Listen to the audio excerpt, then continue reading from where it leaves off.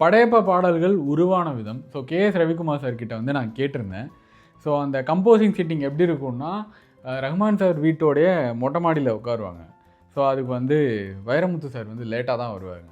அப்போ வந்து ரஹ்மான் சார் வந்து அவரை இன்வைட் பண்ணுறதுக்கு ஒரு பாட்டு பாடுவாராம். பொய்யிலே பிறந்து பொய்யிலே வளர்ந்த புலவர் பெருமானே.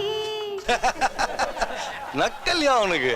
ஒரு ஆணுக்கு எழுதிய இலக்கணம் உன்னிடத்தில் கண்டேன், என் பாதத்தில் பள்ளி கொள்ள உனக்கு ஒரு அனுமதி தந்தேன். ஒரு ஆணுக்கு எழுதின இலக்கணம் என்ன அப்படின்றத நான் உன்கிட்ட பார்த்துட்டேன், அதனால தான் நான் சொல்கிறேன், என்னுடைய பாதத்தில் நீ இருக்க, உனக்கு ஒரு அனுமதி தரம் படையப்பா அப்படின்னு சொல்லிட்டு கேட்குறாங்க. என் நாடை தாங்கிக் கொள்ள, என் கூந்தல் ஏந்தி கொள்ள உனக்கு ஒரு வாய்ப்பல்லவா.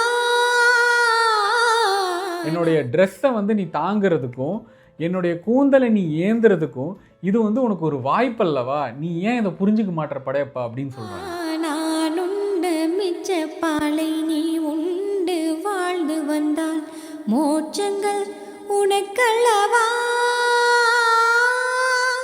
அடுத்து இன்னொரு ஹைலைட்டு, நான் குடிச்சு வச்ச பாலை நீ குடிச்சின்னு வச்சுக்க, அது உனக்கு மோட்சம் தர ஒரு விஷயம் இல்லையா அப்படின்னு சொல்லி, என்ன மாதிரியான ஒரு கற்பனை.